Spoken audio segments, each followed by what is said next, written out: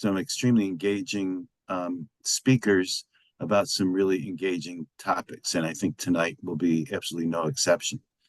Let me run through, before I introduce Dr. Nielsen, let me run through the upcoming colleagues and conversations. So next month in July, Robert Galter-Lee, also from the Psychoanalytic Institute, will talk to us about how systemic racism enters the consulting room, a timely topic. And then in August, Sarah Mena will talk to us about her work with adoption. And that's a topic that we're also really engaged in around here, because several of our patients are adopted. And then in November, we don't have September set up yet, so stay tuned for that. And in November, on November 8th, will be Yellowbrick's 18th annual conference with Menninger Clinic. And this year it'll be an all-day conference, and it will be focused on sort of opportunities and challenges of working with Generation Z. And I guess I understand now the following generation, Generation Alpha. They just start the alphabet over again. Really? So we hope you'll join us for all of that. As always, the conference will be in person. Other than that, the colleagues and conversations are all virtual, as they have been. So Art Nielsen, who'll talk to us today, is a full-time practicing psychiatrist, psychoanalyst, and couples therapist in Chicago. He's a clinical professor of psychiatry at Northwestern Feinberg School of Medicine, a faculty at Northwestern's Family Institute, and a faculty at the Chicago Institute for Psychoanalysis. And he's the associate director of the Integrative Psychoanalytic Couple Therapy Program, sponsored by the Institute for Clinical Social Work. Dr. Nielsen got his bachelor's from Harvard and his medical degree from Johns Hopkins, and he's certified in psychiatry and neurology. For many years, and until recently, he was the coordinator of a popular 4-credit course he developed for Northwestern undergraduates, Marriage 101, building loving and lasting relationships. And we can all use that no matter how old or young we are. In recent years, he has lectured nationally and internationally and has taught online courses in couple therapy to students in the US, Iran, and China. He's the author of more than 40 published professional papers in the field of psychiatry, psychoanalysis, and couple therapy. And he has 2 textbooks on couple therapy, both of which are available on Amazon. One of them is A Roadmap for Couple Therapy, integrating systemic, psychodynamic, and behavioral approaches. And I think that's the most recent one. And then the one before that is Integrative Couple Therapy in Action, a practical guide for handling common couple problems and crises. So without further ado, I'll turn it over to Dr. Nielsen, and feel free to ask questions in the chat, and I'll track them. Thanks very much. Thanks, Michael, for that introduction. I'm delighted to be here talking and have an opportunity to talk to people through Yellowbrick. Let me just share my screen here. Let's see. Yeah. Okay, so wait a second. Okay, so this actually, Michael had it backwards. My first book is A Roadmap for Couple Therapy, and this talk is mostly going to be highlights from that book. I'm going to talk about my personal journey as a couple therapist, how I developed this model, and it's going to be basic and new ideas. So if you've done a lot of couple therapy, that's great. I'm sure there'll be things that new for you. If you're new to it, that'll be good too. My goals are to help you get better and choose among interventions, to help you be more aware of how to sequence interventions, because couple therapy in a way can be almost like 3-dimensional chess. It's really complicated and there's lots of options. And then sort of how to be more effective, obviously, and get you to buy my books if you can. If you like this talk, I mean, one of the things I realized, actually, I had I did neck surgery for a pinched nerve a number of years ago. And one of the things I did, I'm sure I'm like you guys, I had a giant stack of books on my bedside table to read, and I had put off doing that. But since I was laid up, I read them. And one of the things I learned was that if you really want to know what somebody thinks, read their book. It's better than the articles, which are much shorter and you don't get the full deal. Anyway, here's my plan for the evening. I'm going to talk about couple therapy 1.0. I really eschew all the name branding that's out there. There's a zillion different schools of couple therapy, not a zillion, that's a few too many, but and what I do is I call the basic format couple therapy 1.0, and I mean, all couple therapists do that. It's two people with a therapist. And it has certain fundamental foundational things you got to do. But then you can add what I call upgrades to that, just like you would with a computer operating system. And these come from the three major approaches to all therapy, really, I think. The psychodynamic or psychoanalytic, systemic, and educational or behavioral. And so I'm going to go through those, and then I'm going to talk about this issue of sequencing interventions. And then I'm going to give you a case example and then question and answers. Hopefully we'll have time for that in the last half hour. So a couple overview things on couple therapy. It's really difficult. I think it's why a lot of people are scared of it. I'll try to give you some basics so you don't have to be so scared of it, but it is difficult. It's important. Obviously, the divorce rate is very high, and actually 20% of married people are unhappily married at any given point. I think it's uniquely powerful. One of the things as an analyst that I notice that's really different from individual therapy is you don't have to wait for the negative transferences to show up. They show up often in the first session, and they're really obvious. So you get to see behind the scenes what people are doing and how they regress often in the marriage. It's extremely rewarding. And one way it's rewarding that maybe isn't too surprising to you is that once you do a lot of this, you'll never be the same in terms of seeing individuals because you have the other person in mind, just like child therapists often talk about. They see the child in the adults they see. Okay, so this is me in my psychiatry residency to Connecticut. You can see the guy with the hair. That was a long time ago. You see the circle, Jesse? Do you see it? Oh, yeah, there you go. Okay. Okay, so I got lucky because I did my psychiatry residency at a time when they really believed in the biopsychosocial model, like at Yellowbrick. But I got to do couple therapy then. It wasn't like, that's something just for social workers. So that's when I started. And here's what I not having much training in it.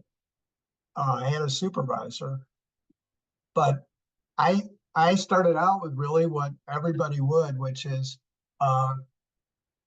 couple therapy 1.0. And I thought, well, okay, so we're going to have these two people talk to each other. And I sometimes call couple therapy 1.0 the talk to each other model, TTO model. This made a lot of sense. You mean, like I said before, you get to watch people do it. It resembles lessons. I had lots of lessons as a kid. I took piano lessons, tennis lessons, dance lessons. And all of you who've taken lessons know that when you take lessons, you don't just talk about it. You don't just talk about how you play the piano. You actually play the piano or you hit tennis balls. And the teacher or the coach then can see you doing it and try to help you get better. So this made total sense to me that I would be watching these people do it. Now, of course, patients don't want to do that. They want to talk to you and get you to agree with them that the other guy's a schnook is usually what they want. But a day doesn't go by where I don't point them towards each other to heat things up and have them do things that are much more emotionally significant when they talk to each other. Now, the challenge is for people that haven't done this, and this is why lots of people don't like doing couple therapy, is that the emotional room temperature can get very hot very fast. And sometimes it can be the other way around. People are conflict avoiders and they're defensive and they wait till the last 10 minutes of the session to really talk about anything significant. So really, I think at the beginning, I learned how to increase or reduce the emotional room temperature, sort of like the Goldilocks. What's the right temperature for the porridge? And the way you do it to heat it up and I think make it more rewarding ultimately for people, or you get to see what they do, is to have it literally point the people towards each other and have them talk to each other. It's a little trickier to do with Zoom, but I still have people do that. Of course, if it gets too hot, there are many things to do, and I will be talking about lots of them here today, but tonight. But the easiest and simplest that relates to what I just said is you have the people talk to you. So you interrupt the process that's going haywire, and you have them talk to you, and you talk empathically, sympathetically, more and maturely to them. One of the other things that's critical for couple therapy 1.0 is maintaining neutrality. I'm sort of a tertiary care person. I get couples that have been seen five other couple therapists previously. But one of the things that's common in the couple therapists, the people who come that already saw somebody that they quit that seeing them, was that the therapist did not remain neutral. And so you have to work hard to see both people's perspective and give them a sense that you're working for both of them. And that can be challenging. Maybe we'll talk later about the issues. Sometimes in doing this, I have an intervention I call siding with the least likable partner, because if my countertransference is very negative about someone, I try to understand it from their point of view and often pick them first to try to elucidate what's going on for them. Anyway, so neutrality is critical. And with this model, mediation, it works for some people if they're relatively emotionally healthy and they're trying to decide something like, should we move to another city? Should we have another kid? Should we let grandma come live with us? There's some people where this simple model is sufficient. But actually, lots of research and my own experience shows it's just not enough. So this is fine. It's sort of the Model T of couple therapy, and you've got to keep all these things in mind. But what else are you going to add? And so the first addition really that all couple therapists do or pay attention to is paying attention to the group, the two-person group, as a system. And one of the most important things is to differentiate the process, the way that people talk to each other, from the content. Some people think of it like the difference between the music and the words. Of course, a lot of times the words are inflammatory, so it's a little simple, but that's a good metaphor for couples. They get it. As per Gregory Bateson, the way people talk to each other conveys the attitude of the speaker to the listener. So the tone of voice, people can say the same thing in a yelling or in the wrong kind of tone of voice, and it will completely nullify whatever was said. And what you see with couples is vicious cycles. The more one person fights and attacks the other, the more the other person attacks. And conflictual couples, or say one person will run away, the more they run away, the other person more will pursue. But you see the various forms of vicious circles that I write about more extensively in my first book. But what more I'm going to tell you some more that I learned about the systemic approach to couple therapy. Maybe you know John Gottman. He's famous. He's a psychologist in Seattle. And what he's famous for is what he called his newlywed study in his, quotes, love lab. And what Gottman did was he took people that were just recently married, and he taped them having a conflictual argument, and they could pick anything. So the content, again, didn't matter. It was they were going to measure the process, the way they did it. And he followed them up 2 years later. Now it's up to, I know they followed them up at least 6 years later. I'm not sure they lost track of people. But anyway, he's on the map for saying that this was how they talked for less than, more like 15, 20 minutes was highly predictive of whether they were still married 2 years, 6 years later, whether they were happily married or not. So the process really was key. You could almost take any content, the way they talk to each other. And as I say, the vicious cycles are really critical, and where partners often feel victimized by their spouse. So here's a bit more about, doing couple therapy, you become a connoisseur of maladaptive process. So some of this came from Gottman, some of this is from lots of other people who studied this, some is just from me. So what these maladaptive processes look like, including in the office with you, is what Gottman called hard startups. Actually, you can often, in his research, you could predict how conversations were going to go, whether they were going to be successful, collaborative, or not, based on what happened in the first 3 minutes. So the way people start matters a lot. And lots of times, a husband will come home and say, "Hey, well, how come dinner's not ready?" Rather than I'm looking forward to being with you for dinner, and I'm before you lay into the criticism about why didn't you pick up my laundry or something. Anyway, so what often happens after the hard startup is obviously you have defensive responses, variations on fight or flight, and some of them have names that are important. Gottman, I got this from him, the contempt. This is a real killer. It's not just when you're critical of someone, but when you essentially imply or say that you're really looking down on them. So contempt is an important negative here. Stonewalling is when the person seems to be listening but isn't. Invalidation is obvious. Cross-complaining is one all of you, I'm sure, have experienced and maybe fall into, where somebody complains about something, you didn't do this, and the response is, well, you didn't do it either last Wednesday.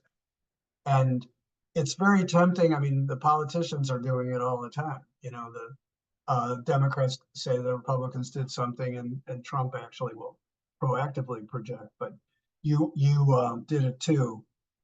There's the Biden crime family. But it gets worse. So then you have escalation, things heat up, polarization as people fight harder for their side, and deeper psychological sensitivities and fears get engaged. So negative transference fears, which we'll talk about later. And they seem to be confirmed. In other words, the other person begins to feel like, instead of the person that's supposed to love you and care about you, seems to be your biggest enemy.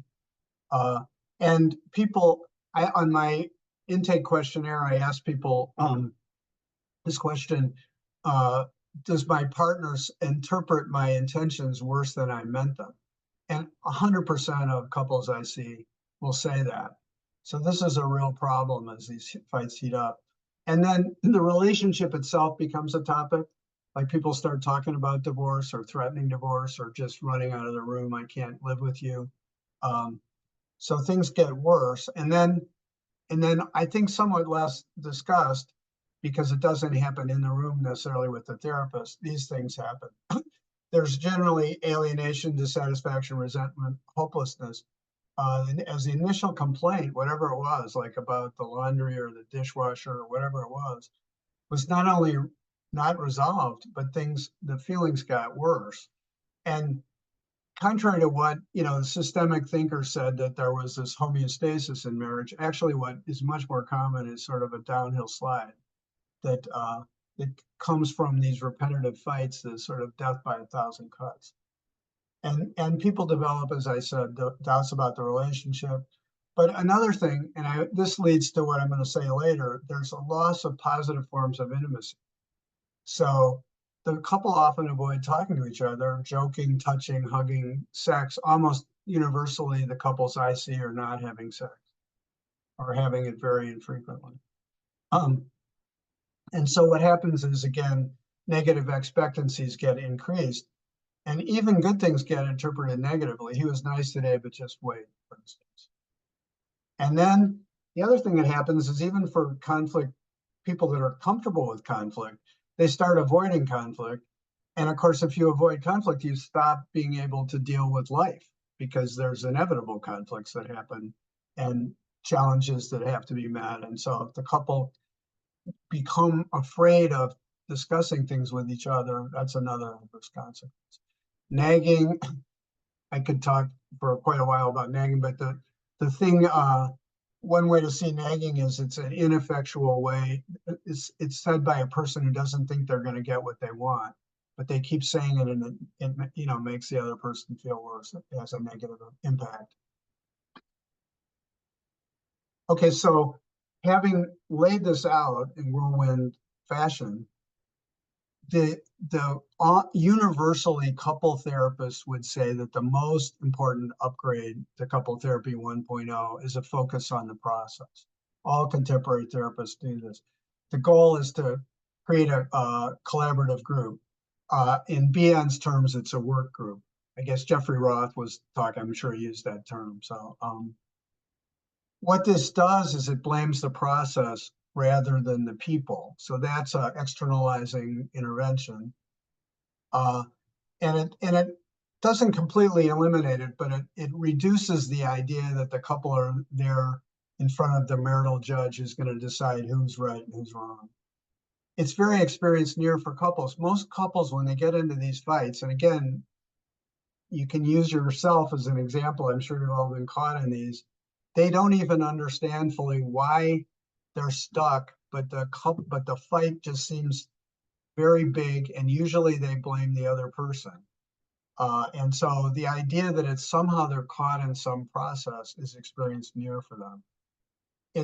The other thing it does when you start talking, and I'm going to say more about how you do it, but it stops the actual escalation due to mutual deafness. One of the biggest problems in the process is people are not listening to each other. They're not listening. They're making their point. Both people want to talk at the same time. And the joke version of this is the only people who really listen when couples fight are, and drum roll or whatever, are the neighbors. The neighbors listen. And why? Because they don't have a stake in it. They're just curious. And curiosity turns out to be part of the cure for these situations. The other thing that is somewhat less obvious, I think, probably to people that don't do couple therapy, is that it's important to hold on to trying to come up with solutions. What should we do right now about our teenager? But first to hear what is at stake. Actually, skilled negotiators, I've studied what the Harvard Negotiation Project people do, and they negotiate between businesses or management and labor and countries even. But all of these skilled negotiators, the thing you want to know first is what are the issues, what's at stake, what underlies that, where's the heat coming from? The other thing is when you focus on the process first, it avoids what I call the herding cats problem, which is that if you don't do this, and this was true for me, this is a little out of sequence because I started out with a more couple therapy 1.0 and added psychodynamic ideas, which I'm going to talk about. But what I found was that when I failed to do this, every week the couple would come with a different problem. And what they didn't know was how to talk to each other and make it successful. And that fits with the idea, give me a fish, I eat for a day, teach me to fish, and I eat for a lifetime. The idea is what we want is to help couples internalize a safe way to talk. And as you'll see later in the case example, they then can solve problems by themselves when you're not around. I sometimes use that to sell couple therapy on people that don't want to spend money or don't want to come. I'll say, my goal is to make myself obsolete. Okay, so the most basic couple therapy intervention that has to do with systemic thinking is literally just say to people, the more you do X, the more he or she does Y, the more you do X, you have basically outline a vicious circle. What the X and Y are, depends. But there are three metaphors that I find particularly useful to work with couples. And the first one, to make this concept of a circular process, bring it to life, because I don't think human beings are wired to think systemically. I think we're more like we see the problem outside ourselves, or sometimes overly inside ourselves, but not as a combo. So I use the metaphor of a chemical reaction. I took lots of chemistry in both college and medical school, and so I think of like, I don't have two beakers here, but imagine I'm holding two beakers, and each of these beakers is got a liquid in it that's colorless, odorless at room temperature. And then what you do is you mix them, and you can instantly have an explosion. You can have the temperature drop dramatically or go up. It can become a different color, can become very stinky. And each one of those chemicals might say to itself, I was just fine until this other damn chemical came along and created this mess that we're in. And this is how people often experience marital fights. Now, the other one that I use is for pursuers. Um, this is the person that's chasing the other guy down. Often they're yelling or sometimes swearing, and the other person's unresponsive. So I try to normalize that, and as by saying that this is what everybody does with an unresponsive waiter, for instance, or a lifeguard, or just a friend across the room who isn't paying attention. So this is what people do when they're not listened to. Now, I was a pursuer. I grew up in a family where people didn't talk, they didn't talk about emotions. Why psychoanalysis saved me, I think. And so I tended to be on the side of the pursuers. It's more often the women. When I started out in couple therapy, I was always on the side of the women who were saying to their husbands, we need to talk. And so I had more trouble empathizing with distancers. But when I did, and I tried to find out why they were not talking, it was because their experience of a conversation with their wives was so unrewarding. It was almost always made things worse in the ways that I was telling you about it. So I came up with a metaphor for that it made sense for them, like firefighters fleeing forest fires, because sometimes you need to retreat, and that's a sane thing to do. We have to make it safer before these people can hang in. So okay, so this is again super basic marital therapy. It's not easy to do, but those are some interventions that'll help you move the conversation away from the blame game. But then what do people do next, and what are the other options? The biggest ones are obviously psychodynamic exploration and therapy, and or communication or skills training. And the research shows that if you have people that are pretty psychologically minded, often you can go right away to the psychodynamic exploration. Or if they're not, and they're fighting like mad, then I'm going to talk more about what the interventions are for skills training and how to add structure to the conversations. But often it's actually you interweave these, so that to the extent that people can't do this, you can explore the psychodynamics. Why is it hard for somebody to listen? Or why is it hard for somebody to be direct when they're talking? And what you find is when the conversation gets better like this, you can do better psychodynamic exploration. And the same goes, the more this is better, the more the communication gets better, the more the communication skills can be taught. So they actually are mutually reinforcing. So let's look at the psychoanalytic upgrades. The biggest one is actually, again, some of this is obvious to most of the people in the audience, but this diagram shows a couple in a metaphorical Yellowstone Park. And they're walking along, and then something happens and they fall into these geyser pools, and issues come up that are deeper issues. So for the therapy, you need to access some of these issues, not necessarily all of them. But when they're fighting about the dishwasher, what's it really about? It may be about who's in control, or it might be about who's taking care of whom. So there's some other issue. Like as an example, a couple that I saw years ago came to me, and they were fighting about whether they were going to patch the roof on their new house that they just moved into. And I thought, that's stupid. That was a nice countertransference reaction. That's stupid. Doesn't everybody have to patch the roof? Isn't that obvious? Well, it turned out they had, in order to really understand it and allow them to patch it, you had to find out that they had just moved from another city to Chicago. The husband didn't want to move, and he didn't want to move into that house. The other city was way better for his career. This was for his wife's career.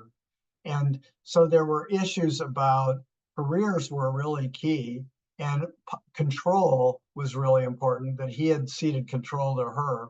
There were a bunch of other issues, who's caring for whom, but we had to really unearth, and that was why he didn't want to spend money on the roof, because he felt like he'd already spent, was losing money on his career. So in order to move the ball, you often have to uncover deeper issues. Now, the other thing is that the same issues, again, life often doesn't come with obvious meanings. And so you have sometimes like in that example, the move meant different things to the two people. A fun example, this is an example from the movie, The Story of Us. And in the story, I don't know if you've ever seen one of these houses being moved. I actually have. I've seen it a couple of times where a giant house, for some reason, somebody decides to move their house, and it's a big deal. Anyway, so in this movie, this couple are taking their kids to camp, and they get stuck behind this house. The couple they're going to drop their kids off at camp, and then they're planning to separate. So there's a major marital problem that's discussed in this movie, The Story of Us. And what happens is the wife, who's not driving, who's the more task-oriented, compulsive member of the couple, starts criticizing her husband or getting anxious, like, hey, we should go a different route. We're not going to be there on time. What's going on? Is there another way to do it? And she's looking critically at him. Meanwhile, the husband, who's driving, is making jokes about it with the kids. He tells the kids, hey, kids, the kids are in the back seat. It's like, hey, the zip code keeps changing. It's 90708, 90709, 90710, and the kids are yucking it up. And then he goes, there's somebody in the second floor that's taking a dump, and the kids are yucking it up. And then there's this extremely painful scene in the movie where the couple look at each other briefly while he's still driving. And there's this silence where they just are completely out of sync. And the fact is, they're both right. She's right that this is an impediment. This house is an impediment that needs to be addressed. He's right that the family needs a certain amount of humor and levity, because the kids are also experiencing the parental imminent separation. They don't know it, but it affects the atmosphere. So they're both right. So this led to what I do pretty much every day, that you're both right. But I come by this, and being a couple therapist, if we really go back, partly because of my parents. My parents would each of them would come to me when I was a kid, and they would complain about the other one. My mom would complain about my dad, and my dad would complain about my mom. And I would always agree with them. When my mom would complain about my dad, I didn't have any trouble. I had the same problems with him. And my dad, I had the same problems with my mom.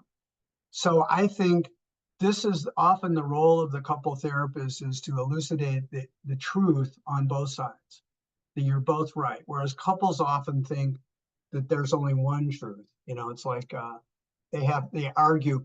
And a metaphor that's very useful for that is just that everybody knows, you can see that one movie, couples can really disagree, or critics can. One person loved the movie, another person hated it. So what else in terms of psychoanalytic upgrades? I'd say those are the most important: underlying issues and divergent meanings. But obviously, defensiveness, the fight and flight, the fact that people do this often based on shame and guilt.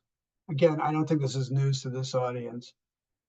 Therapy ideally provides a safer space where you can access these things and show why the person couldn't apologize, for instance, or why they got so defensive.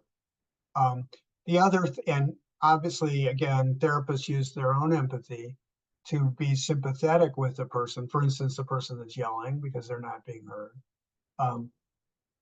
and essentially reframe some of the maladaptive behaviors as home remedies to cope with difficult situations. Sometimes not in the marriage, but just difficult situations. The other thing is, I think of as a psychoanalytic upgrade, is that couples are terrible at being direct with each other. And so my most recent paper, which I'm actually very proud of, and has some stuff that my books don't, is about how couples have trouble asking for what they want or accepting criticism. Almost everybody, I would say, this is a challenge for everybody. But all the couples I see, they are not good at asking for what they want or accepting criticism. When it comes for asking for things, therapists can help uncover their conflictedness or their lack of feeling deserving. And this really helps a lot of times in couple therapy. Dan Weil was my favorite couple therapist. I've learned so much from him. He has a way of speaking for one person to the other person, which you'll see me do in the case exam. Anyway, transferences, these are the fears, that wishes and fears that people have that they think are going to be happen in their partner that then seem to be happening. So transference allergies, I like this term better than simple transference for most couples, because everybody understands the idea of like a peanut allergy. You were exposed to it as a kid, now you get it happening again. Hot buttons, core negative images is Terrence Real, another famous and excellent couple therapists. Maps of the world, you can think of them as default settings, like that, just like your computer has default settings that you don't know they're there. People have these settings from childhood that they often don't know they're there. But self-psychology really helps us because it's not just these negative expectancies, but the fact that there are needs that aren't being met, the positive forward edge needs that we all have, like for recognition, for empathy. A patient today was talking about how upsetting it is that his wife is so empathic with friends, but not with him. So and then countertransference is obviously comes from psychoanalytic thinking. I try to imagine myself as married to one of these people or both of them. And I try to imagine, would I have the same problems? If I do, I figure, well, that's a good, something we ought to focus on. If I don't, I wonder why. Maybe it's something about me. And some of these countertransferences can get in the way. Some people just are really difficult, and anybody should see them as difficult. And then you have to work inside yourself to try to figure a way to connect with people like that. Okay, so then coming to the third source of the font of great ideas, Bill Pinsock, my friend and colleague at the Family Institute, and I, in about 2000, decided that we had both been seeing couples forever and realized that so many of them had come to us clueless about how to make their marriages work. And seemed like, and some had married the wrong person, seeking a cure by marriage. And so we wanted to do something for people before they got married. And so we designed this course that actually, interestingly, I could talk, the whole time about the course, but one of the things that might surprise you that went into it was helping students become more aware of who they are. Self-understanding turned out to be the number one thing when we ask couple therapists what should go into the class. But in creating this class, it forced me to become aware of the marriage education literature, which mostly came from behaviorists. So that's been quite helpful. So I met these two guys from the University of Denver, Howard Markman and Scott Stanley, and then I worked with I read lots of other people that have studied behavioral interventions that help couples and the pluses and minuses of those. And so in my book, I go through this in much greater detail than I have time to do now.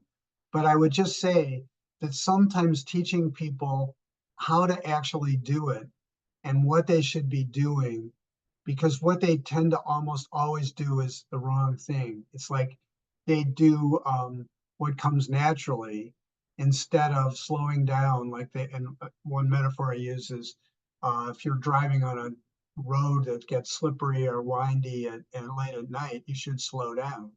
So anyway, so here are sort of some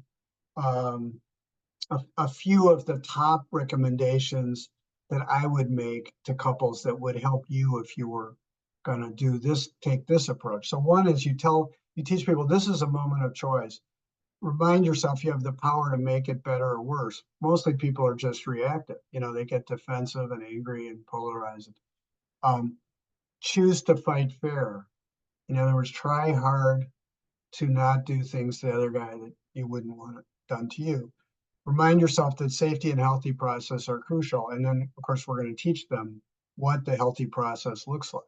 It's a little like Robert's Rules of Order. When you think about it, groups don't just, like a large group doesn't just say anybody can talk whenever they want. And a two-person group, often they think it's fine. Anyway, so I came up with, this is my mantra, the 3 C's. And these are the things to shoot for if you're having an argument. One of them is to remain calm. Do that however you need to do in terms of taking deep breaths or using mindfulness or just thinking that that's a good idea. But the other way to do it is to become curious. So it turns out if you become curious, why am I so upset about the roof that needs to be fixed or the way the dishwasher is loaded or what just happened last night? To be curious about yourself and your partner. Why is everything so upsetting? Few weeks back, my wife was just super irritable and she was giving me shit for stuff. I did not understand it, and it would have been easy just to be reactive. And then it occurred to me, well, she was actually worried about she might have to have surgery. And so then when I figured that out, I could talk to her about it. And then the last one, I had this, I should just back up here. I had this one couple that I'd been seeing for 6 months, and they were fighting like every session. And they both thought that the problem was the wife was just had a terrible temper. She'd always had a terrible temper. Her friends called her a bitch, and it was just awful. And I was beginning to despair about what would work. And she said she had a lot of analysis. At one point, one session, she said, well, if you would just say to her husband, she said, if you would just ask me, how can I help you? I'll be fine. And I'm sitting there going, oh no, that's way too simple. I don't think that's going to work. But it really did, because she knew what she needed. And she knew sometimes she needed a hug. Sometimes she needed him to take care of their difficult teenager. Sometimes she needed him to go to the store and pick up something. Whatever it was, when he responded that way, which was so different than the way her parents had responded, she would calm down. So I thought, oh, okay, so I'm going to add be helpful to the other person who is in distress. Try to not just focus on yourself. That will help. Now that didn't work. 2 C's and an H didn't work. So I just called it caring, be helpful. And so these are 3 things. And my wife, I sometimes, I go to a cocktail party, and or people will say, Art's supposedly this big expert in couple therapy. Sheila, what do you think? What's he really like? And she can ruin my career and everything. And she goes, well, I have to be honest here. Honestly, he's really good at this stuff. It's like we start to get into it, and he turns into a different person. And I know what that is, but it really is helpful. And this is what it is. These are some of the things. Become mindful of what's going on. Try to calm yourself down. Become curious, caring.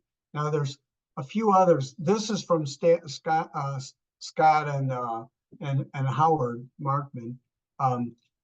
This is the speaker listener technique that maybe you've heard of. This is a picture from their book, Fighting for Your Marriage, which shows this nuclear reactor with control rods. This is how nuclear reactors control the heat. This is a couple fighting before they used the speaker listener technique, but essentially the Robert's Rules of Order for couples. And this is how they were doing better.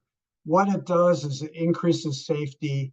It reduces the emotional room temperature. It's another way to do that I said, remember, in couple therapy 1.0. And it often leads to, this was a surprise to me, it often leads to very moving communication, because people now feel safe. It's like an individual therapy. When people feel safe, they can reveal themselves. So some of the quick rules for both. the speaker has the floor and the other takes the role of listener. This is so basic, but you wouldn't believe couples both want to talk at the same time. They don't, when they're listening, they're not really listening, they're just preparing their rebuttal. And so teaching them this, I think of it as, I use the metaphor of a baseball pitcher and a batter. They're not two pitchers or two batters. There's one at a time. You focus on the rule, the way to be either a good speaker or a good listener. And they're different. And then you have to share the floor, like who gets to speak. You can use a concrete prop. I used to do this before Zoom, like a pillow as to who's the speaker. And this again is not obvious, but you try at first not to solve whatever the problem is, problem du jour. Rules for the listener. The listener is the most important person. People are crappy listeners. If anything, I would say that one of the big countertransferences for me, teaching the speaker listener technique, is I can't stand how bad people are at it. We do it all day long. You ask someone to repeat what the other person said, and they just said 3 things for like 3 minutes, they cannot do it. And they don't do it the way you should, is start out with how the person was feeling. So I tell people that. But anyway, so the rules for the listener are the most important. Paraphrase what you hear, don't add it. Focus on what the speaker's saying, don't rebut. And the rules for the speaker, don't be a mind reader, don't tell the other person what you know they thought. Don't go on and on. Stop and let the listener paraphrase. And then you switch places. I'm going to skip the emotion regulation stuff. I have a whole chapter on that, but one of the most important things is teaching people that they can function when they're anxious or angry. You know, when you think about it, soldiers in war, I mean, I always think if you're a soldier, you've got to be some combo of anxious and angry if you're going into a firefight. But you can't let that stop you. You have to still be able to function. And I could talk more about that. But a lot of people, they start getting anxious or angry, and that's hopeless. We can't do it. Have a plan. Not having a plan is planning to fail. And as I said earlier, curiosity helps. Okay, so problem solving. More than most schools of couple therapy, I believe, and then this is what the behaviorists believe, is having concrete solutions to things, like figuring out what to do when one of the people comes home at night for dinner, how to put the kids to bed, how to deal with money problems. There are great benefits in solving the problems, not just solving the way that people talk. And so I teach a template that I got from various people on how to do it. And I do this in the session, have a template for hold your problem solving. So don't try to come up with solutions initially. Brainstorm, write these down. Some of them can be humorous. The way we solve our problems with our kids is send them on a rocket to Mars, that would be fun.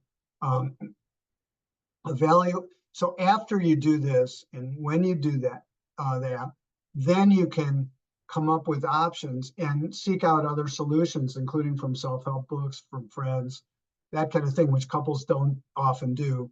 And then work out the details.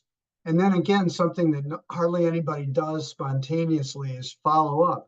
If you have, we actually did this when our kids, I was just the example of teenagers, but when we had some troubles in adolescence, like lots of parents, we did this. But the other thing that we did, because I had learned about it, was, any serious problem, it's unlikely that you're going to have the magic solution right away.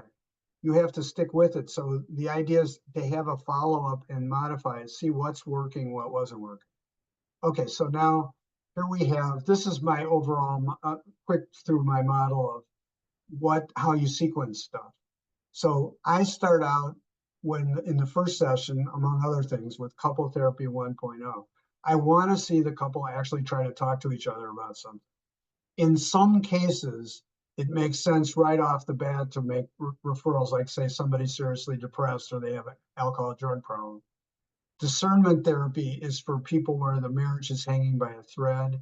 Again, I don't do couple therapy this in that situation, because there are certain advantages on just meeting individually with people, because they won't otherwise be fully honest. Now, there's a debate about this that maybe we could get to in the question and answers, but you can think of it, the person who's planning to leave after the session isn't going to be fully honest about why, because they don't want to have a contentious divorce. And the person who doesn't want the divorce isn't going to be fully honest because the marriage is hanging by a thread. In situations where there's been a major betrayal, like an extramarital affair, which are actually pretty common in couples coming for couple therapy, there's also specialized approaches to this. And I have a chapter in my second book on this. Don't try this at home. It's like, if you're new to couple therapy, this is the most difficult form of couple therapy, working with that, I think. But in any case, you start with this, you try some mediation, you identify the process. The more you do this, the more you do that. You then mix in these things that I just was talking to you about, the communication skills training sometimes, the psychodynamic exploration. I didn't talk about projective identification, but that's important.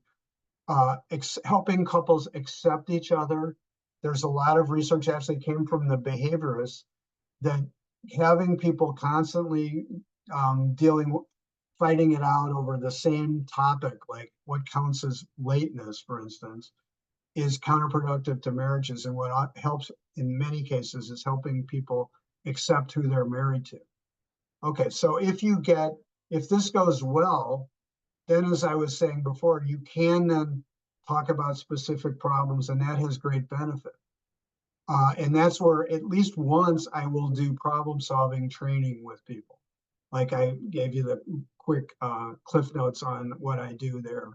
But the thing that I got from the behaviors that I didn't used to do, again, I did couple therapy for 20 years, and mostly I did had couples talk about their problems in the session, but I didn't encourage people to do positive things outside the session.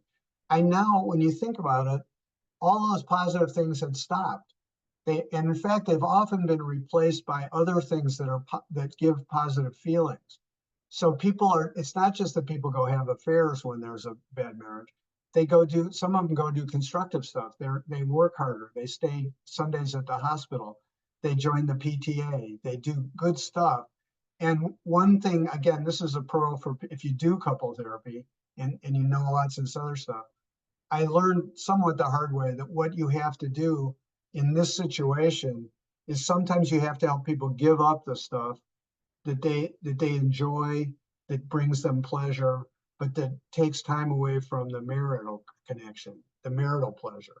And so that's a bit of a mourning process to do that. And then encouraging sex, again, I used to think, and lots of beginners at this, but not experienced couple therapists will tell you that in most cases where there was no sex at the beginning, the sex does not come back, even if you help the couple do better emotionally and connecting, and even with dinner dates and stuff. So I think of it as like a dance instructor when I was in 7th grade. All the boys were on one side of the room, the girls were on the other side. And the dance teacher said, "Okay, now it's time to pick a partner and dance." I try to look for when is the right time, is there enough safety, and then I go through my modified version of Masters and Johnson, or actually just normal development, where you start out with people holding hands. And you'd be surprised how physical touch in the session or hugging in the session, how couples often experience the other guy as almost radioactive. It's really hard for them. So again, that's a whole nother lecture. And so anyway, my second book.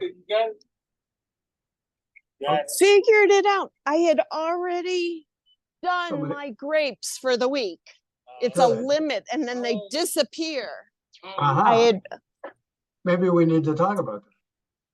No, it's okay. But so my second book was I thought of it as what didn't fit into the first book, but it's really about the specific wisdom of dealing with these specific problems, which are more than the other approaches. If you read emotionally focused couple therapy or Gottman therapy or psychodynamic couple therapy, books on that, they tend not to have the details of what do you do with the most common problems couples have to do with sex, children, and money, or just living together. I call these roommate problems, or issues of time, work-life balance, social stresses, and then the big, really tough ones, affairs, imminent divorce or divorcing couples. And the one that I wouldn't have known ahead of time, except that I had a lot of experience with this, the stress of being a step family. It's a huge risk factor for divorce.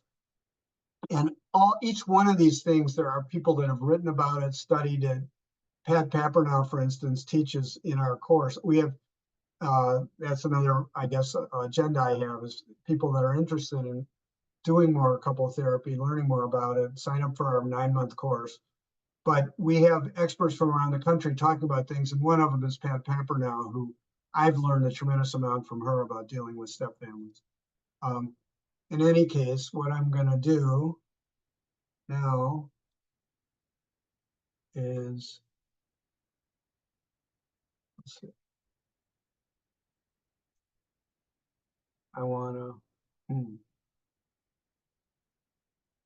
read you this is a case I treated a number of years ago that is an example of this stuff. So this is and I'm going to read it just because I can cram more into the minutes we've got left. A 35-year-old retired professional football player, Tom, and his 33-year-old novelist wife, Jennifer, presented with the manifest conflict of whether to move to another city. There were clear pluses and minuses to this relocation, which they had discussed endlessly, he using what he considered logical arguments, while she became exasperated and withdrew into a state of confused, angry helplessness. So it was a pursuer-distancer couple. In or out of that state, Jennifer remained unwilling to consider Tom's arguments, as she felt that her needs, though somewhat unclear even to herself, were not being considered. Both were in despair, not only about the deadlock decision, but about their marriage, and Jennifer was mulling over ending it. In our first meeting, they each told me about their pathological negative process. And when I encouraged them to talk directly to each other, I got to observe it directly. Watching them talk confirmed what they had verbalized about their frustration and deadlock. Additionally, though not surprisingly, when I attempted to mediate a discussion of pluses and minuses, like a mediator might, their negative interaction cycle interfered with my attempts to facilitate problem solving. As is common with most couples referred to me, this was worth a try, but proved insufficient. Instead, it left us all frustrated. We still made no headway. We did now have a handle on a working diagnosis, however, as their description, their unaided process in the room, their imperviousness to straightforward assistance, all pointed to their negative interaction cycle as the culprit needing attention. Okay, a business school graduate after ending his professional sports career, Tom was not only very competitive, but interfaced with the world and his wife in a very logical, dogged manner, presenting Jennifer quite literally with many charts. He literally showed her PowerPoints, okay? Charts showing the advantages of moving their family from Chicago, all to no effect. Her reluctance, not only to move, but to discuss moving, remained mysterious, especially since both knew that Tom was growing increasingly depressed, since the job opportunities that beckoned and the recreational activities he loved were only available elsewhere. The couple had met in college where both were active in sports and had bonded around this shared interest and other shared values. For her part, Jennifer had always been both attracted to Tom's certainty about how to do things. He resembled her father, who was a hard-driving, dominating sort, and also turned off when he pressured her against her wishes to meet his needs. This was true in the bedroom as well, where she had initially enjoyed sex with him, but had grown cold when this felt imposed on her when she wasn't in the mood. This was another source of his frustration, as he felt that while the crowds had cheered for him on the field, his wife failed to enjoy him in the bedroom. Both his depression and his insistence that they move from Chicago intensified. Because their negative interaction cycle could now be seen to have interfered with other important areas in their marriage, most notably their sex life, this was another reason, distinct from our inability to solve their presenting problem, to shift the focus to the pathological dance itself, namely that we might simultaneously solve more than one problem. So I began to focus our attention on that cycle. Tom, I began, to the extent that you press on rapidly and forcefully, trying to influence Jennifer with what seems to you impeccable logic, hoping that she would take a stand in this debate, Jennifer feels increasingly dominated and withdraws still more into her angry, confused state of mind. This obvious retreat from engaging with you in a crucial discussion makes you feel unimportant, anxious, and out of control. You notice that I'm talking about their feelings, not just, the more you do this, the more you do that. So it does interact with the psychology behind it. Anyway, as a result, I said to him, you redouble your efforts to force her to come to the table and talk, and et cetera, et cetera. So my first goal here was to interrupt the negative process by labeling its steps and showing how these led to their standoff and escalating unhappiness. Simultaneously, I attempted to validate their emotional reasons for continuing to dance as they did. To accomplish this validation, I offered empathy to each, sometimes speaking to them directly. For instance, Tom, it's hard for you to remain calm when your career and self-respect as a working person are blocked by Jennifer's reluctance to engage these issues, and sometimes indirectly, as I represented one to the other. For instance, Tom, I think what Jennifer would like to tell you, if she could be more direct and less afraid of hurting your feelings, is that when you get all worked up and insistent, it makes her feel like her needs won't be heard. This makes her angry, and then feeling uncomfortable with her anger, she breaks off talking to you. That's a complex comment.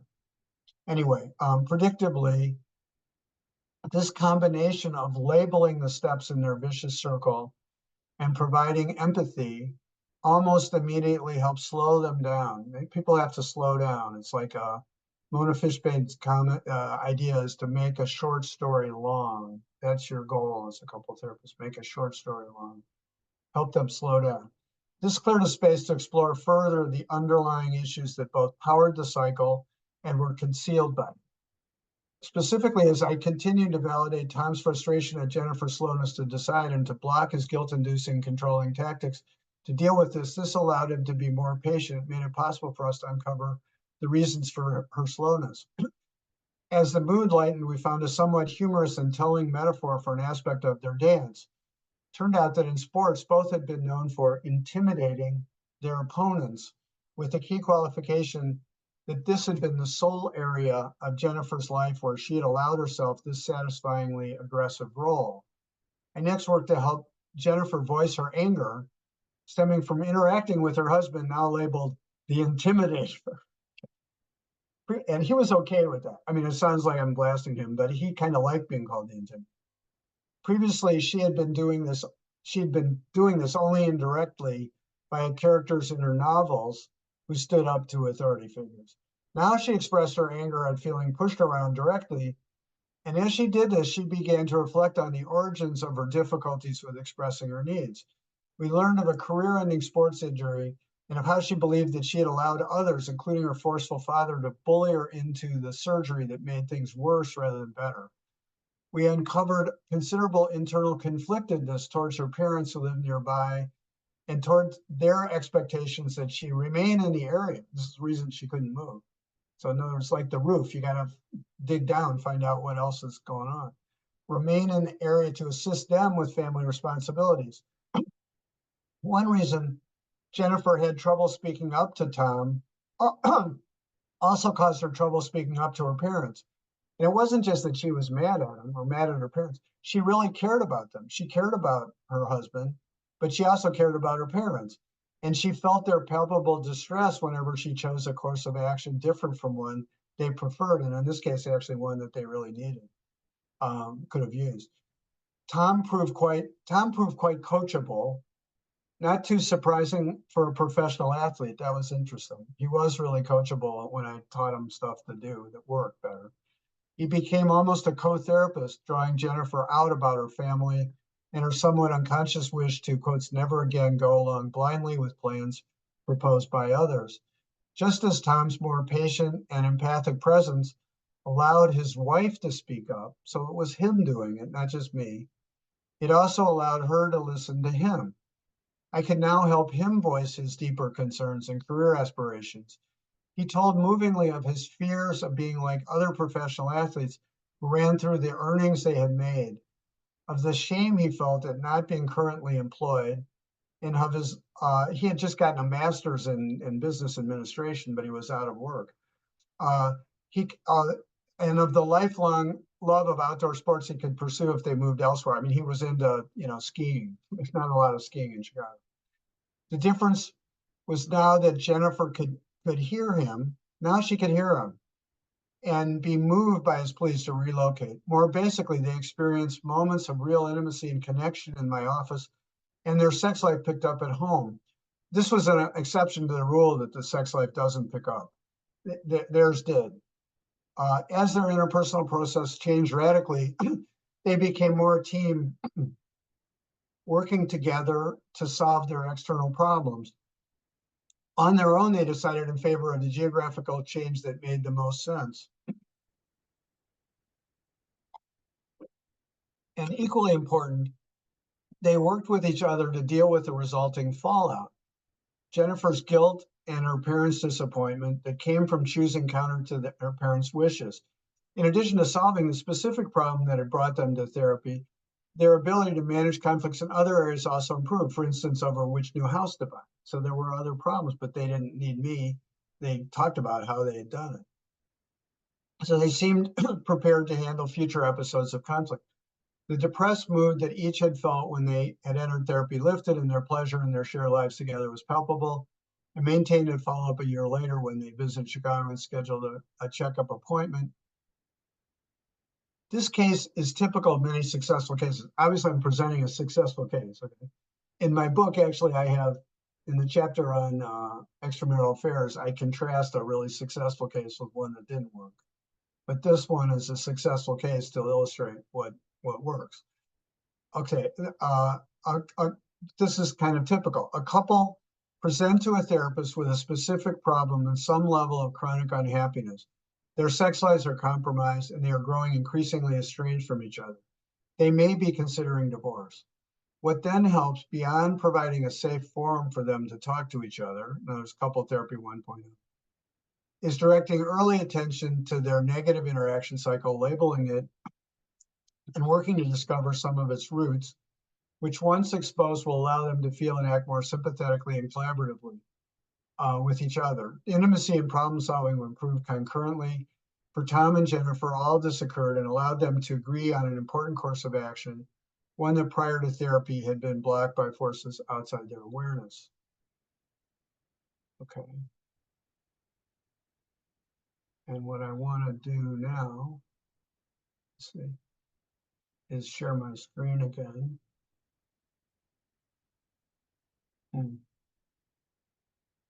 Weird, I don't seem to, oh, here we go.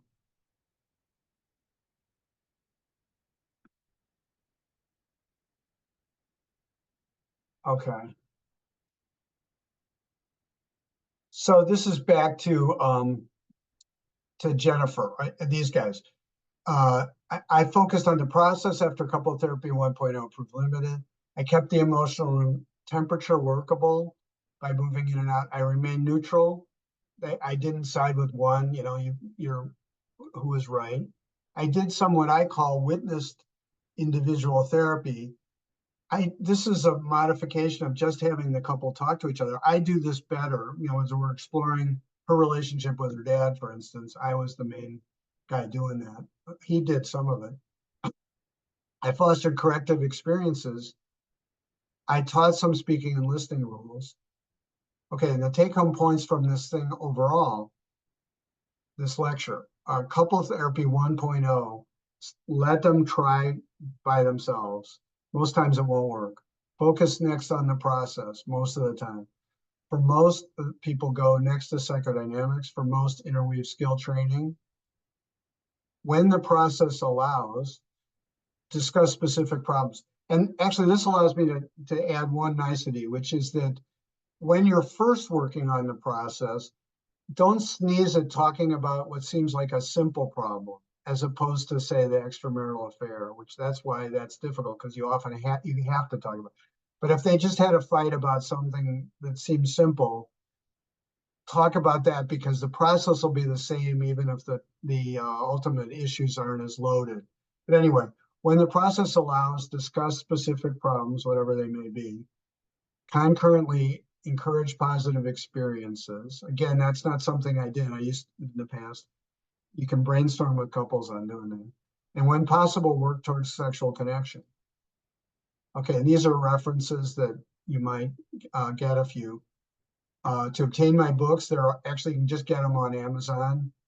To get the PowerPoint, you can go here. If you're interested in the year-long online course, it's at ICSW's website. That's in Chicago, for those of you that aren't here, in Institute for Clinical Social Work. And that's it. So thank you for listening. Thank you. Go ahead. I'm open to questions.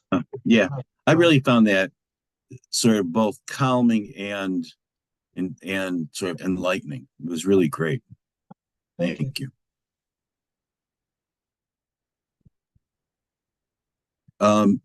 So I'm open to questions. You can send them through chat. If you want to, you can ask them directly through your microphone. Raise your hand, and Jesse has one. Right. Yeah.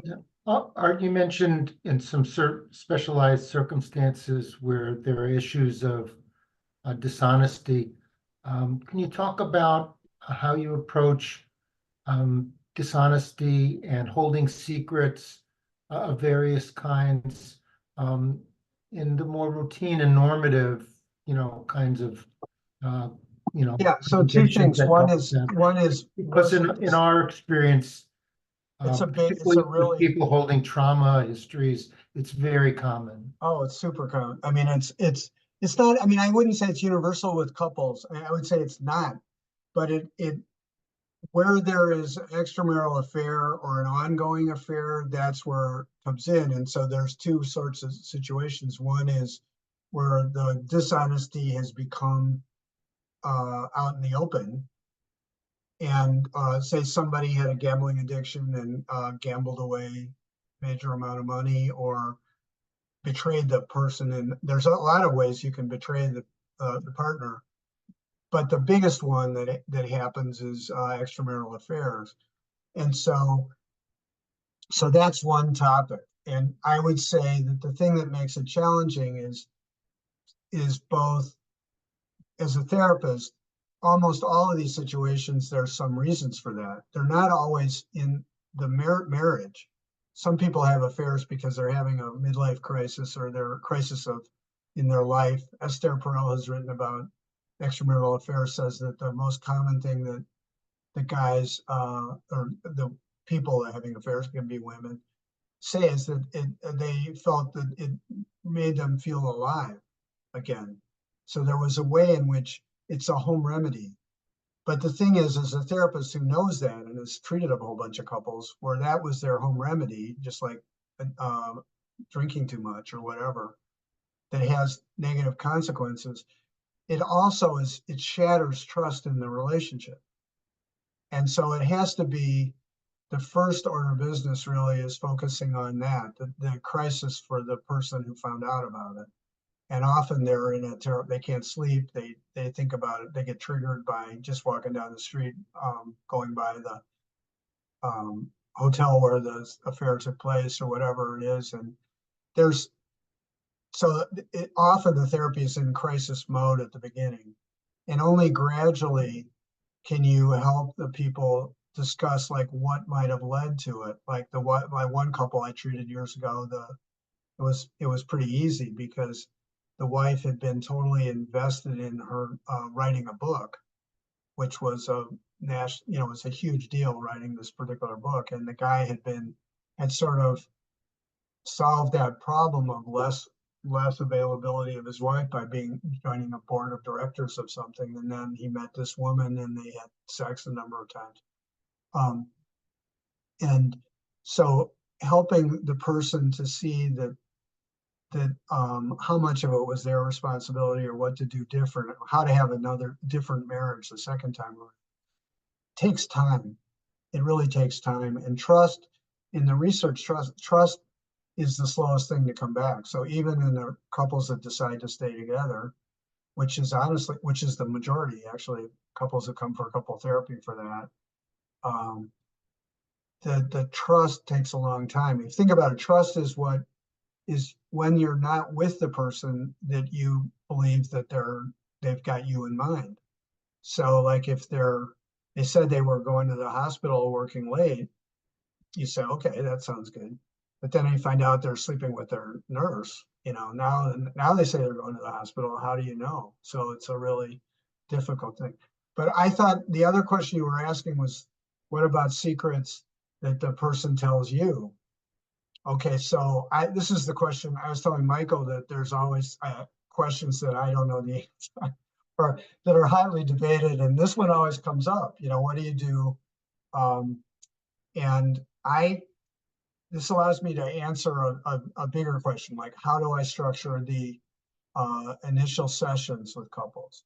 So the way I do it is I always meet with the couple together, even couples where the wife says, I want to come and talk about my husband. Don't do that, because already you're violating the possibility of neutrality. So even if the guy all of a sudden has a business meeting and can't come, don't do it. So I initially meet with the couple once. I have a questionnaire I have them fill out after that session. I meet with them again and I talk to them about how it went.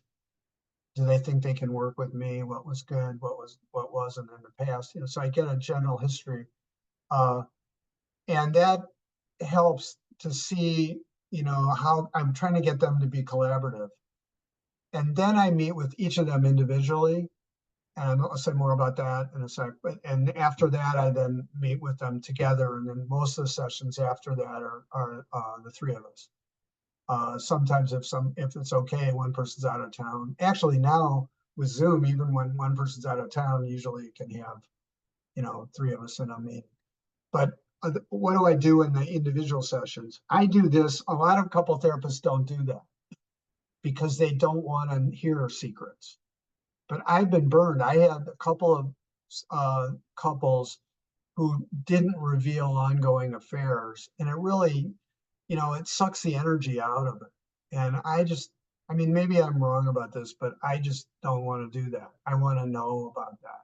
And I'm more willing to hold the secret and work with it or not than not know about it. And then see a couple for 9 months and then the person reveals that they've been, whatever. So, but what I do in that individual session is I say, I have two agendas. One of them is for you to talk about anything you couldn't talk about with the other person. And then the other is to get a history of your early life up to the present, and including especially your intimate relationships, because they're tremendously important. Like some people have been married before or whatever, they had a college girlfriends, and this kind of thing is really important to know about. It's a mistake that lots of couple therapists make, is that they get into the heat of battle with the conflictual couple, yelling and fighting about whatever they're fighting about. And you don't know even the basics of their backgrounds. So there is a debate whether you should get that history, some general landmarks of the person's life, like they were born in another country and came here at 18 or something. You want to know that stuff. Is it useful for the other spouse to hear the narrative? Yeah, well, that's what I was going to say. Okay. Right. So I was going to say, some people prefer to do that with the other person listening. Some people, like some analysts, don't do that at all. They just figure the key stuff will emerge. I don't want to let it just emerge, because it just doesn't happen in once a week couple therapy. And I think I go better through the thing faster to have one session with me doing the past history and asking the questions without the other person there. I used to do it the other way. You can do it either way. But when it gets to this question of what could you say that the other person isn't there, that's the invitation to reveal the secrets. And honestly, Jesse and others, the majority of people, they don't have secrets. The only thing that maybe won't surprise you is what they say to that question. They just say the same complaints, but louder. They just say, Fred is laughing. They say them louder because the other guy isn't listening. I really am pissed off at this. I can't stand it, And so I get a sense of, okay, that's what I thought, but now I've heard it, louder. But let's say the person does say that they have some sort of secret person on the side or whatever. Then I talk to them about the benefits of revealing that secret. And I would help them do it. And that's what I have done in a minority, not that commonly, but that is something that I can do if the person agrees to stop contact with the person for, say, a 3-month period, which is what most therapists would do. But there are some people where they say, no, I can't do that. I'm still ambivalent. So then I say, basically, I don't think then couple therapy isn't really right for you. What you really need is individual therapy, and the two of you. And in those cases, then when I meet with a couple again, I refer them to someone else. Often they have other therapists. I just say I'm available, but I don't think based on this evaluation, and I don't say that it's because there's an affair or whatever. The tricky ethical moral thing that you get into is if you know the secret and you continue for 3 months with the person, then you are betraying the other person because you're like the friend that knows they're having an affair, there's an affair going on. So I don't like that, but I would say that honestly, this is it's a minority of a small number of cases where that happens. It actually turns out takes up more time in the question and answer sessions of my talks, but it's a legitimate question what you do about secrets. Somebody else have another question? It's a good one. That's a good question. Yeah. A slightly different element that we often talk about here in doing the work that we do is what made me think about it is when you talked about the couple and the man's name, I can't remember, but you called him the intimidator. And there's some playfulness in that. Can you talk? There's a little bit of humor. Yeah. The role of play as a couple. Yes. I sometimes I'm more playful. I tell jokes. I almost always tell that one about the only people that listen are the neighbors, and everybody and all the couples laugh.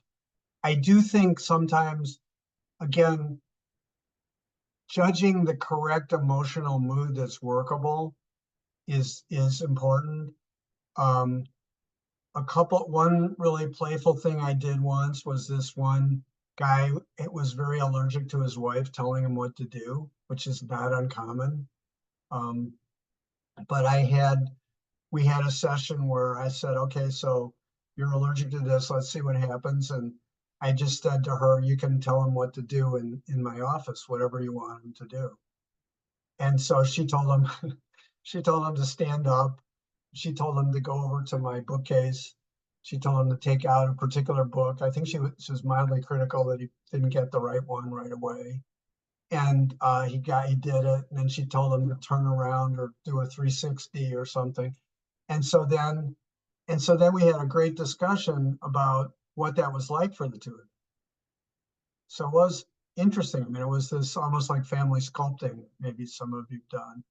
And they experienced it as playful, but he also experienced it as toxic, and so you could say she could really see how sensitive the guy was to something, as simple as take out book. And another metaphor, if I ever write a third book, and this might get me in trouble with my wife, but writing the third book it's on useful metaphors. Because I find the metaphors are really useful for making the point. And one of the ones that I use frequently, other than transference allergies, like this guy has an allergy to being controlled or told what to do, is the one of that you when you buy a car, you get an owner's manual. When you get married, you don't get an owner's manual to your spouse, and your spouse comes with issues, and they come with strengths and weaknesses. Whoever you marry a set of problems. You marry someone else, you marry a different set of problems. But the owner's manual thing is part of what couples therapy provides people that they don't often get in individual therapy. So you learn that your partner is really sensitive. And so then we can talk about, well, what would help if you need to ask him, how could you ask him to do something so he wouldn't feel so that it was so traumatic, you know? So once you uncover these things, then you can discuss them. And ideally people will accept it rather than continuing to fight the battle of, I wish the person didn't have that allergy. Anyway, other question. That's a great, these are good questions. The playful, did that answer the question on playful? I do think, Yeah. I do think there's a place for that. This one of my favorite, there's certain people that I think you can learn a lot from. Dan Weil's writings, my stuff, I obviously, pushing it. But another guy is Peter Frankel in New York. This is his book. It's on last chance couples, but it's really about his approach to couple therapy based on 40 years of working like me. And he's very playful at times. And I had this one guy I'm just thinking of, where the guy, he's some captain of industry, came to Peter, told him, he said, I think therapy's bullshit. And Peter's response to him was, sometimes I think therapy's bullshit too. He said. And it really was very disarming to the guy. And then Peter pulled out his, credentials as this expert in the research of what works. And so he sort of won the guy over with jujitsu, I think it's bullshit too. Yeah. So we have time for maybe one more question.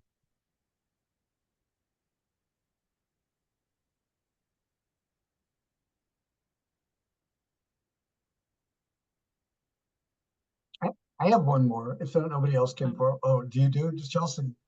Sure. Good. Well, maybe you were kind of Oh. getting to this with the idea of the one person in the couple being coachable. But I'm curious, especially about couples therapy from a psychoanalytic standpoint. Yes. When I notice in my intakes with individuals, sometimes people are not quite ready for a more analytic approach. They might need more skills work leading up to that. So I'm curious, if the couple is kind of split, how do you navigate that if one is in more other words, if one aligned? person is more psychologically minded than the other? Yeah. That's an issue. And I have a couple right now where that's glaringly obvious. I say things and she's smiling and yeah, he really gets us, and the guy is going, what the heck? Mm-hmm.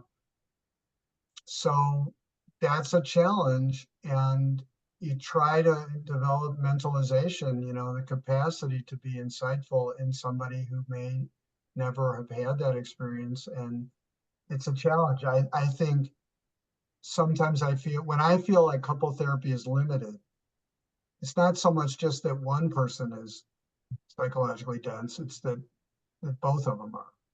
And there's some people that have had so many bad experiences with each other that it's like the cancer is too far gone. Mm-hmm. But when you see that situation, the first thing I would do is I wouldn't be so sure that it's completely true. That was the thing where I always sided with the women. I always felt like the women were, more psychologically minded, and the guys wouldn't talk. But it was often that the guys weren't that skillful. They weren't comfortable being with their wife when the wife was upset, for instance. And so if you just taught them how to listen and paraphrase, and then often that was working better than giving advice, which is, again, if you get any book on marriage, there's a temptation, especially for men, but anybody, if somebody has a chronic problem they complain about, to give them unsolicited advice rather than initially empathy. And so if you teach people to do that, they suddenly begin to look more like a therapist, and more, they get better results, and their negative expectancy or transference that their wife will never calm down and will always be unsatisfied with them or whatever, can be reversed. And sometimes it's surprising, other times not. All right. Thanks. That's a great question, Chelsea. It was a great question. And thank you, Art. This was really illuminating. I really found this sort of like a nice laying out of the field. It almost makes it seem like couple therapy should be easy. It's fun. I'll tell you this. It's fun. You will like it. You will also sometimes hate it, but it is really rewarding. And I'm personal, maybe just one thing to say personally, some people, I think it's temperamental. It isn't just my parents were fighting. I think for me, temperamentally, couple therapy works better because I'm really active. I want to mix it up with people. It's hard for me to listen for a long period of time. My wife complains I interrupt people. I think that's a